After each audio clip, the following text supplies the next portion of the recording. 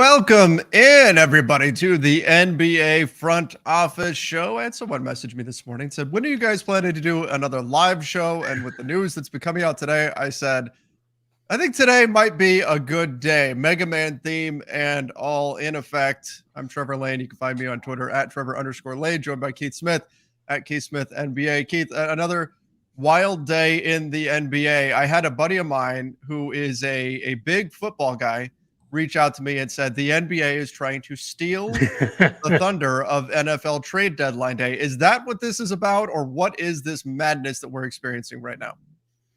Yeah, I mean, is it stealing their thunder? Like, does anyone really care about the NFL trade deadline? It seems like they're making it a thing, though, right? It seems like there's some big guys on the move. Oh, my fantasy team definitely cares. There you go. Right, we'll take it, right?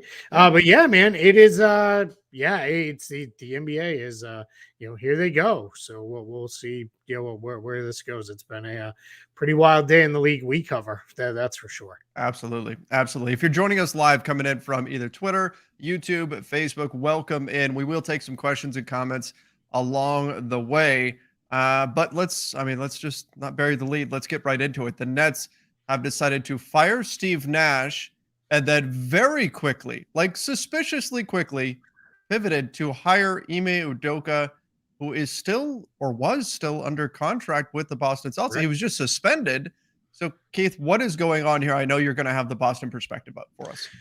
Yeah. So, I mean, you hit it, on the nose there. It's firing Steve Nash, or did they? Because then minutes later it was like a mutual parting of the ways, right. Which we all know how that goes. There are no mutual partings in anytime anyone goes. So now then, Ime Udoka was let's see. I'm gonna pull up my little newsbreakers list here on Twitter. Nash was let go. That happened at, let's see here. The Nets put that out there at 12:52 Eastern. Mm-hmm. Then we had, let's see, Woj tweeted Jacques Vaughn is the acting head coach tonight, but the Nets are going to inquire with suspended Celtics coach Ime Udoka, Quinn Snyder, among others, at 1:03. So roughly, 11 minutes later. Mm-hmm. And then Shams tweeted that Udoka is expected to be a strong front runner, 1:53.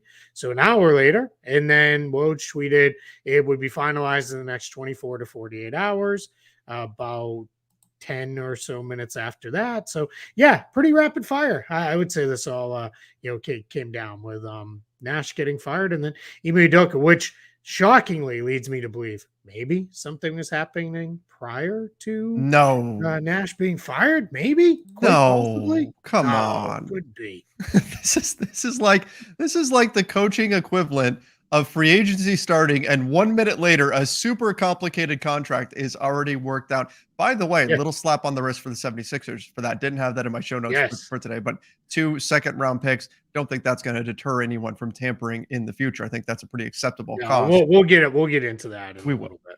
But what is this? I guess let's look at the net side of this. They let go of Steve Nash. A little bit weird, like in that they won their game last night. You don't typically see a coach get let go after winning a game, but the context of that game was not great. They gave up a big lead, almost lost to a Pacers team that is supposed to be tanking, and so that's not great. And then so you let go of Steve Nash, and I don't think Steve Nash felt too bad about that. I imagine he in some way is relieved to be out of there. And then to turn around and go and hire the Celtics head coach, or former head coach, I guess. What are you doing if you're the Nets, given everything that's going on with Ime Udoka? They've already got issues happening with Kyrie Irving. They've got plenty of drama there, and we'll talk about that in just a bit. Are the Nets just inviting drama, or what? I'm trying to make sense of this from their perspective, and it feels like this is just going to lead to a lot more uncomfortable press conferences for them. Yeah. I mean, that last part, that's absolutely true. They're going to have some interesting questions to answer, right? And we're going to hear, because there were tweets that they were doing their due diligence, and 20 minutes later it was basically tweets that this is done. So either you've been doing that due diligence for a while, or you basically said, it works for us, let's hire him. Now, if we go strictly basketball, Ime Udoka is a terrific basketball coach. Sure. Proved that last year. Really got things in a great place with the Celtics. By the end of the season, took a little while. That's for certain, but he definitely got them moving it to the finals. And they could have won the championship. So that part is very simple here. I don't think anyone's going to argue that Ime Udoka is not a better basketball coach than Steve Nash. But the Nets have a lot of issues that go beyond coaching. I mean, you could have dropped prime Phil Jackson or Red Auerbach into that locker room, and I don't know that they're fixing what's going on, with that roster, with their product on the floor. They just have a lot of issues. So we'll see. I think Udoka will, in time. It's not going to be. It's obviously probably not going to be tonight, but in the next, let's say weeks to come, months to come, I'm sure he'll get them in a better place, and they'll go from there. But yeah, I don't know, where that'll go with this. So the challenge though is everything off the court just is a mess, and that's something that now the Nets are going to have to feel comfortable addressing and, figuring all that stuff out. If that's going to be the challenge for them, is how do you, manage this whole situation from here? Obviously, optics are not good with what's going on here in terms of going from Steve Nash to Ime Udoka, who's got some stuff following here from Boston. And so sorting through all of this is not going to be easy for a Brooklyn team that has underperformed. Is there a path to this working out for the Nets, that Ime Udoka becomes the spark that they needed? I mean, there's certainly talent on this team. Can this actually work for them, or are they just going to drown in a sea of bad optics here? No, it can definitely work out. I mean, they've got a ton of talent on their roster. No one can deny that, right? But we struggled preseason. We were doing our predictions, like, where do we put them? Because, and tell me if I'm wrong on your read, we both believe in their talent. Yes. Right. We both think, this team is loaded talent wise. It was just, is it going to stay together? Is it all going to go completely sideways and fall apart? They've definitely got some injury stuff they're working through still. Seth Curry, Joe Harris, still, you can tell, even when they are playing, they're not 100% right, but hopefully they'll get there. There's always injury risk at this point with KD and Kyrie. They've both missed considerable time over the years. Ben Simmons is out right now with a sore knee. There's a lot of stuff out there of, what's really going on with him, on the court. You can see he's not the player he was with Philadelphia, and maybe that's where it goes. But yeah, if Ime Udoka can come in there and get these guys to play up to their abilities, which that's really going to be what he's tasked to do, yeah, this team could be great, right? I don't think there's any real question about that, and they could be right in the mix to go to the finals. There's just a lot of stuff, when you go through it, of if, once you get past one or two ifs, that starts to be a little shaky, that you think you're going to fix it all at once. Yeah, absolutely. Should the Celtics have been expecting some sort of compensation? I know the situation with Ime Udoka is a difficult one, so maybe they just want to wash their hands of it. But typically, when you see a coach under contract wind up with another team, well, we do have some precedent of some sort of draft compensation being. I mean, we think about Doc Rivers with the Clippers and that type of thing.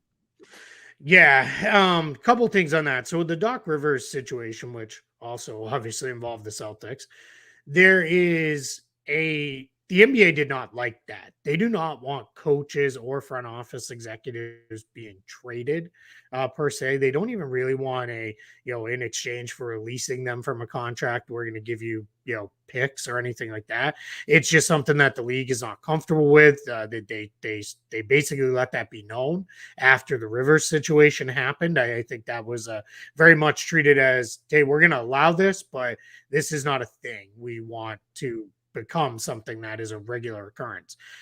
Now, from the Celtics side with this one is, there seems to be some building, thought out there reporting. I'm sure we'll get official word, whether it's, truly official through the team or just, one of the good reporters who covers them or covers the league nationally, gets the story of the Celtics, didn't want compensation because they're basically washing their hands of the situation, saying, we're done. He's gone. Not our problem to deal with anymore. Off we go. But there is a, good, strong subset of Celtics fans that they should have told the Nets, no, like, give us something. Yeah. Now people wanted, people were already saying like they should get Nick Claxton for him, which is like you still would have had to make a trade where there would have Right. had to be something salary wise, and that gets super complicated. A But second rounder or something. exactly, yeah, give us a couple second rounders, give us a first rounder. I think people think that's what you got for Doc Rivers, so you should get a first rounder for him in that situation. But it's, that's not the way it appears it's going to have gone. Nothing is done yet. We're not getting anything, official details yet, but we'll see, if anything happens. But it seems like as of right now, it's just going to be, off we go. And it's not going to be there's not going to be anything more that happens. All right. We do need to also talk about the Kyrie Irving situation going on with the Brooklyn Nets. Let's start with yesterday. We tried to have a little bit of fun with our Yes. Halloween show, and we did not. That would not have been the place. We didn't want to let the Josh Primo stuff linger longer, because we wanted to make sure we touched on that and got through the kind of transactional details of that situation. But yeah, we that was really why we didn't talk about Kyrie yesterday. So, but we're going to address it now for all those who asked and said, hey, we wish, because we both got notes from people saying like, you guys are usually pretty good about talking these things, and you hadn't. So here we are. Yeah, we wanted to do some Halloween puns and just didn't feel it was appropriate to do that with Kyrie. Obviously, I mean, I'm sure by now everybody has seen the press conference that he did. And was it Nick Friedel who was I asking those believe questions? so. Yes, I believe it was of ESPN. Yes. Yes, and he did a fantastic job. I've been in enough of those pressers and stuff where when a player pushes back on something the reporter is saying, typically you see the reporter just kind of back down and just let it go. And he didn't. He stood his ground as much as he could, to the point where Kyrie couldn't even really argue with him. All he could do was try to talk over him and get out of the question and try to move on. Which was interesting for a guy who says he's so, open-minded and everything, like can't handle a discussion or anything like that. But this is some troubling stuff that the Nets are going to have to deal with. Obviously, Josiah already mentioned that this is not something that is tolerable. So where do you stand on this situation, Keith? What do the Nets do? Kyrie, he says he's not promoting. I look at it as promoting anti-Semitic content. Yeah, I don't pretend to have all the knowledge or answers in these things. I don't. There's a lot of these things where I am, I'll call it what it is. I'm woefully uneducated, and I don't understand all this stuff. And all I can try to do is understand the different perspectives and points of view. But when I've seen so many people come back, and then seeing some of the quotes and some of the things that are shared there, it is, in that video, movie, film, or whatever we want to call it, documentary. I don't even know how to really describe the link he shared.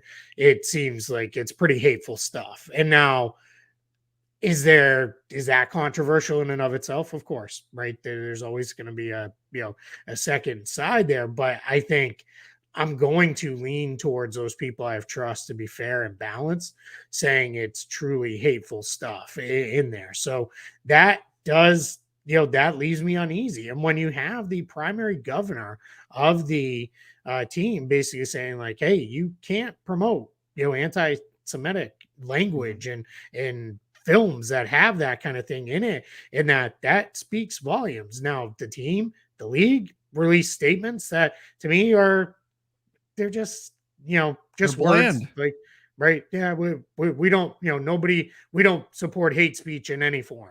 Okay. Like, I think we all know that, right? Yeah. Like, you shouldn't have to say that, but it's really is, it's one of those things where I think it's, you're going to get into, stuff here. So I'm gonna say, you know, I'm gonna go with, well, if the owner is saying and pushing that story, then all right.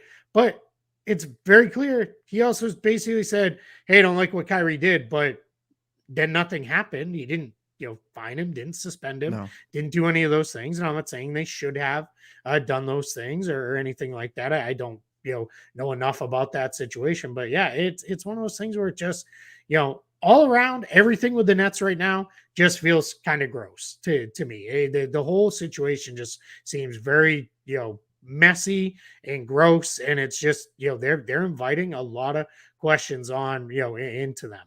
And for all the people in the chat that are, saying free speech, it's fine, guys. Say what you want. It's free speech as long as you agree with the message. And then the minute it's not, you don't want it out there either. So I don't really care what any of you have to say about that. Yeah, I mean, it's not really that's the concern. It's could look, Kyrie admitted that he has a large platform and that platform carries with Mhm. it power, and then later said he doesn't have a platform or whatever. Yeah, Like I that's think you have typical to be Kyrie. Like well, yeah, he doesn't. he's gonna Yeah, contradict himself. But when that's the case, like that's part of why this matters so much. It's not just look, Kyrie is free speech or whatever. It's are there things that he's putting out there that are going to potentially incite violence? Are there things that could be harmful that he's putting out there? And when he's saying, well, putting this out there on my platform is not me promoting it, that's not really the way social media works. Unless you're making some commentary for or against what you're putting out, if you are pushing something out there on your platform, you are inherently promoting what's there and subscribing to what you're putting out. So I don't think that defense necessarily works in this situation either. yeah, I completely agree. Yeah, you can't. It's like the people who put in their bio on Twitter, like likes and retweets aren't endorsements. You have the ability to quote tweet. It's very easy to Mhm. do that. And I get it. There's a lot of people who think everything Kyrie does is great and are never Sure. gonna kind of It's turn polarizing. on him. So it is what it is. That's fine. I mean, if that's the way people want to support guys, and I witnessed it firsthand. There were a whole lot of people in Boston who screamed Kyrie is misunderstood when he came to the Celtics. And the Mhm. minute they left, they're like, you know what? A lot of people in Cleveland were right. I imagine that's going to happen, in another place where in an era though, where a lot of people are fans of players over teams. And I think that's perfectly fine. I've talked about that Sure. over and over again. If that's, where you want to be. So I think, it's just you know, you know, it's just a different world where we're in right now. It's a world where people are going to support some people almost no matter what they do, and if they want to go that way, like there's not a whole lot we can say or do about it. But as far as the Nets go, these are all questions they're going to have to answer now, Correct. and you're only adding on top of that if you bring in a coach, whether you think Ime Udoka should have been suspended or let go or not, or whatever you think about that situation. There are going to be questions that this Nets front office, probably ownership group, and Udoka himself, and ultimately the players, because that's how it works, is going to be a lot of questions that they're going to have to answer in the middle of trying to turn around a basketball season that has not really started the way they wanted it to start. Correct. Yeah, it's just a lot that they're going to have to deal with as they try to figure out some way to get back in the win column. And it could just be that they've got enough talent to where they do. That's certainly possible, but these are some rough waters for them to navigate for sure. All right.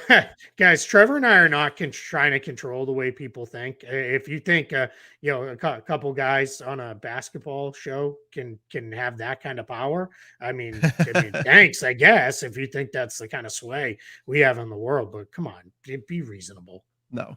No. All right. Let's talk a little bit about the NBA and their streaming rights situation because that is a story that's popped up. Apparently, they're wanting $1 billion for streaming I rights can for believe games it. for next season. I'm looking at what's going on with Amazon Prime and the NFL for Thursday night football. Maybe a few of those matchups would have been better off not being on streaming, so that you have to pay for them like that. But nonetheless, the NBA looking to potentially go that route. Could this change the way that we consume basketball? I mean, it feels like we're in the middle of a shift in the way we consume, entertainment anyway. Sports is starting to follow along in terms of streaming. Mhm. It's been well behind everything else, but nonetheless, the NBA now potentially getting in on the streaming situation. And then I wonder what this means for, say, like NBA League Pass. Yeah, hey, there's obviously there's a lot of stuff here. This could be that entryway into maybe Amazon, Apple. I know you put them both in the thing because we Mhm. know they're both very interested. They could come in and replace League Pass, rebrand, rebuild League Pass, whatever you want to call it. I know a lot of people who stream League Pass. That's not how I watch the majority of my NBA, but I know a lot of people have a lot of issues, and it seems like it's constantly broken and things don't work and those kind of things. But it is, I've watched enough Amazon of their NFL package. Yeah, the games have been kind of crappy, but that's not their fault. But No, their production and package is it's pretty been good. fine. It's pretty Mhm. slick, right? It actually, yeah, it looks pretty good. So yeah, I think we're in a position where for the league as a whole, so the teams, the players, everybody involved, get that money, right? If they're going to give you $1 billion for rights, awesome. That's $1 billion that gets split up amongst 30 teams and 500 plus players. Like I think that's great. So I think that is really you know good stuff, right? Right. I think it's really important to put that in there. So I think it becomes what is this going to look like? Is it going to be one game a week, two games a week? Is it going to be like a TNT type package where, all right, they have, I don't know, they have Wednesday night, NBA or whatever it is. I think ESPN has that right now, or Friday night NBA is on Amazon. We'll see what that looks like. But I do think this is a push into more and more headed in this direction.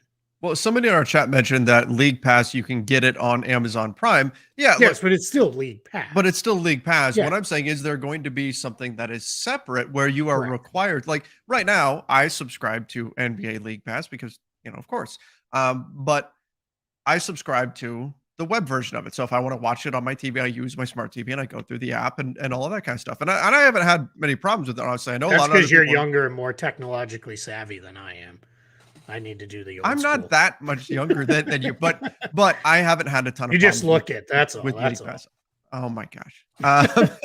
I I haven't had many issues with League Pass. I know other people have, but I guess the question becomes, does it become like the NFL where you have to have a specific streaming package in order to Yes. see these games? Like that's probably what we're talking about. Mhm. And then I guess my concern is that we start transitioning. Just this is talking big picture in terms of how we consume sports and entertainment. We're already living in a world where now, you can't just have like say Dish or Cox Cable or whatever, right? You have to have all these different streaming services in order to see all these different shows.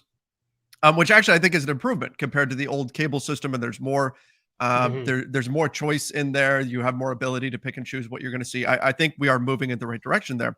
My concern though would be that the best case scenario for the consumer and what we've all been crying for so long is give me one thing that has all of the games. No Yep. blackouts, no regional restrictions, nothing like no, oh, this one's on national TV this time. Give me one place where I can see all of the games. That's Yep. the best scenario for the consumer. And so now, if we end up with some of the games are on TNT, some of the games are on ESPN, some of them are on NBC or whatever. I know there's that Venn diagram.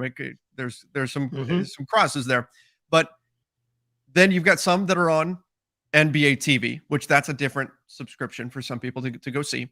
Some of the games you're only going to be able to watch if you're on League Pass. And now you're also, if you really want to Yeah. be able to see all the I games, you've got to get Amazon Prime as well, or whatever it is. That would be a concern that you have all these different portals through which you have to have all of them in order to see the games that you want. Exactly. That's the challenge. Is I don't want fan. This is not why this works so well for the NFL is there are no or very limited local streaming or local broadcasts, right? It's the even here in Florida where I live in Central Florida, there are not always people who are we don't always get the Florida team games, right? Sometimes it's, we're getting whatever the national game is, of interest there. So that's where it is very, very different with the NBA because they have local streaming rights. Same thing with Major League Baseball, same thing with the NHL. So that's where it works very well in the NFL because you're generally looking for one game a week. And as long as, all right, sometimes I watch on CBS, sometimes it's on Fox, sometimes it's on ESPN, sometimes it's on NBC, or sometimes it's on Amazon. It's very easy when you're looking for one game that week and I got to go find it. It's very different when you are, never mind baseball. Like I'll tell you, I get extremely frustrated this baseball season trying to watch the games I wanted to watch because it was, oh, tonight's an Amazon game. Oh, this is an Apple game. Right. Oh, this is on MLB Extra Innings. That gets frustrating. Yeah. Oh, this one's only on ESPN. Yeah, and it's going to be the same way with the NBA. That's going to be, to your point, I would love to see them make a way where they could come in and say, yeah, we're going to do one thing, right? It's going to be, I don't even care if it's, hey, pay a little bit more, pay $120 and you get everything, right? That's it. You come to this app or whatever it is, and you've got everything, and off we go. I just don't know that it's going to actually go that way, just because of there's too much money involved right now. When you can get TNT, ESPN, looks like probably Amazon paying you big money, plus all these local providers, that they're going to keep going down that path. Well, and credit to the NBA for lowering the price drastically for League Pass this year to be competitive, and so that was a step in the right direction. But we had a comment come in that said Ryan said I'd like a red zone type channel that shows whichever game has the closest score. Yeah, I mean that would be trying. That would be fun to have that kind of thing in there. And then you've got this weirdness. I get people all the time telling me, well, the game's on TNT. Like if you're watching the West Coast game and it's on TNT and there's an East Coast game on before time, and you've got it drives us insane. You've got a blowout game in the East Coast game, and some crazy head coach is taking a timeout with a minute left, and the other game's already started, and they won't switch over. Look.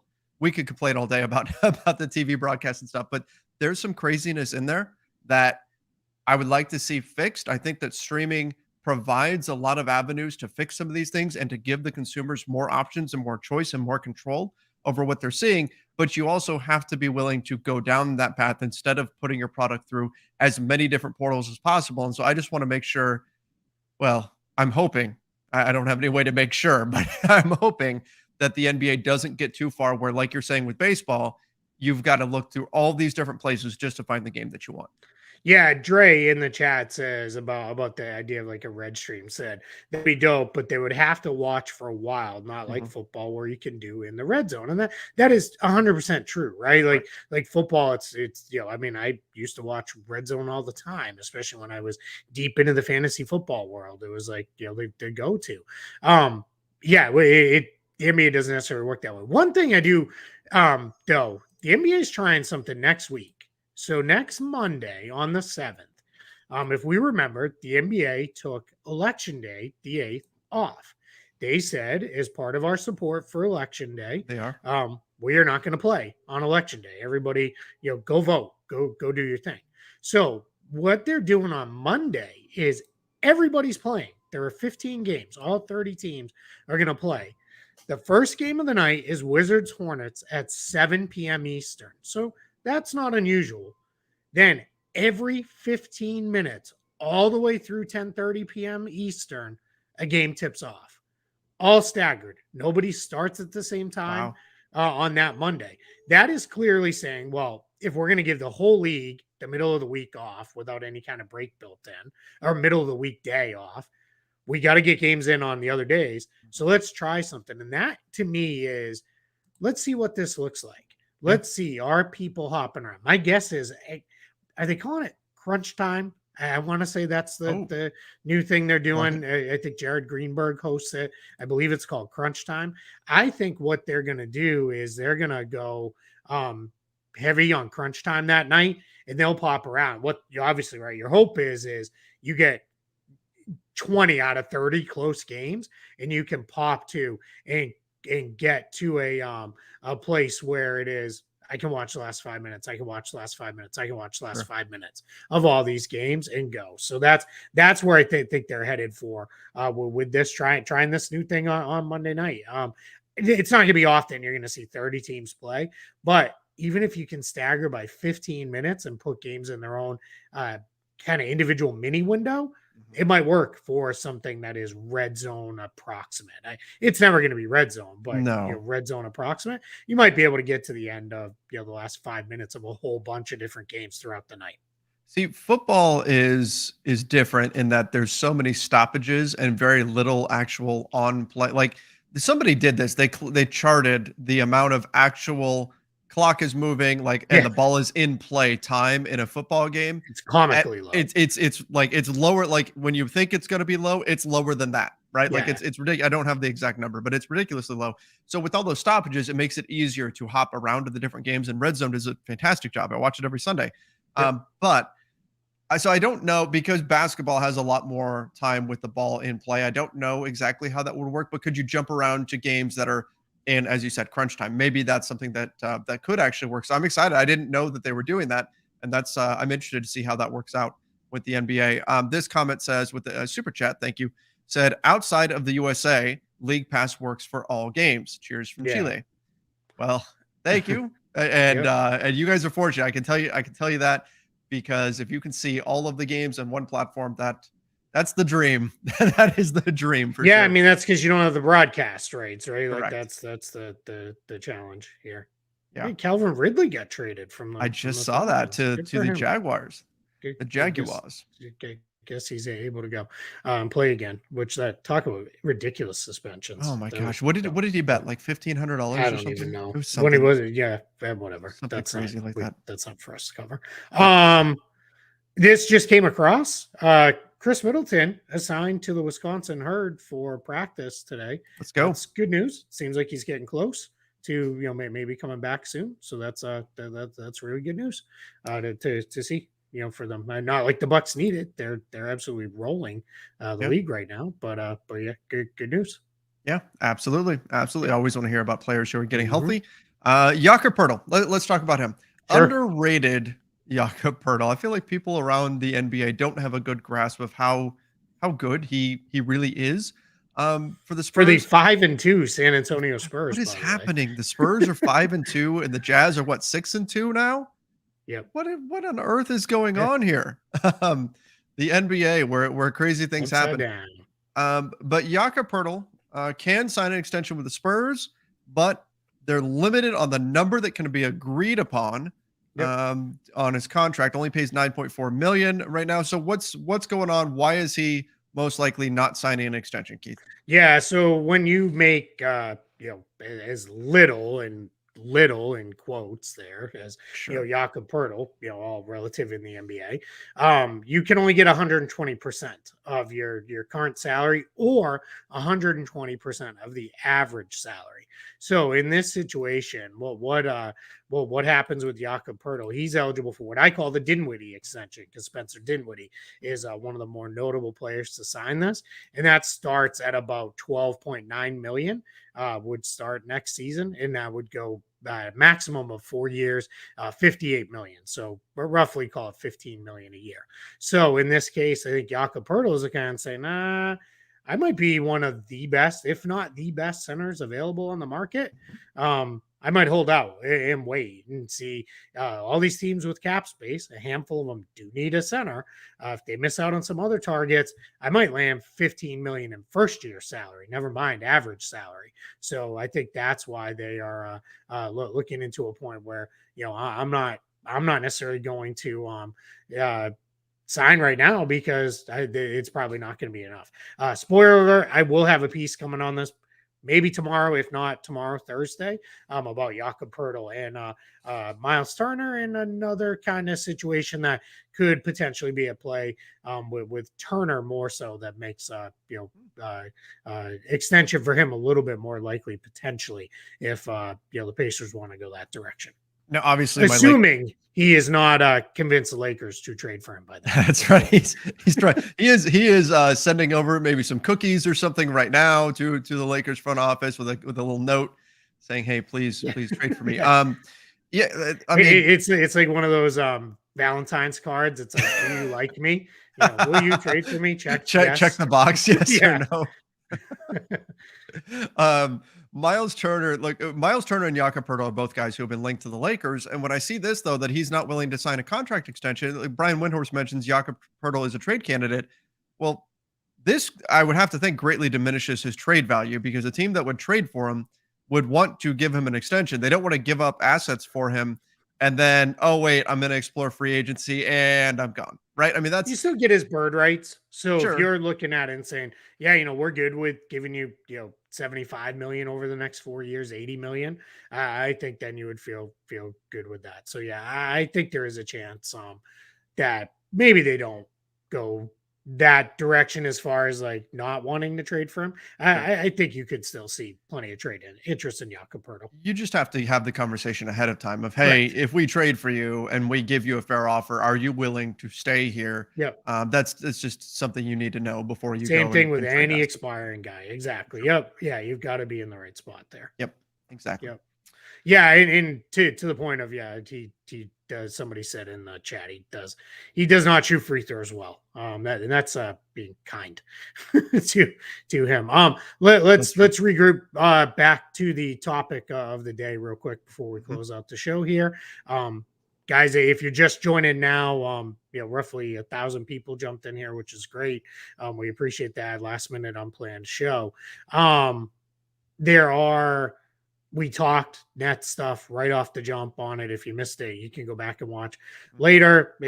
I think we're both of the opinion, I'll at least speak for myself, is the Nets have just created a million questions for themselves that they're going to have to answer in the next, couple weeks, months, however long it takes for them. And they'll go for there with that. So I think it's, going to be something that they're going to have to, really, be able and ready to answer. And I don't think the New York media, as to Trevor's point with like Nick Friedel with Kyrie the other day, they're not just going to take, hey, we just want to talk about basketball. Like they're going to push. It's going to be more push from there. I don't think that just let's talk about basketball is going to fly as answers. They're not going to go that direction. Yeah. Yep. Agreed. And that's going to be something to keep an eye on here and something the Nets are going to have to deal with in the coming weeks. All right, everybody. Thank you guys for joining us on this live edition of the NBA Front Office Show. Make sure you are subscribing over on our YouTube channel. Follow us on the NBA Front Office Show and podcast feed. Shout out to the chat for keeping it civil. We appreciate that, guys. That is really good stuff. That everybody didn't just go at each other and go crazy. Like that's if we had a little bit more of that, I think we'd all be in a much better place. So shout out for that. Indeed. All right, everybody. Have a fantastic day. Stay safe and see ya.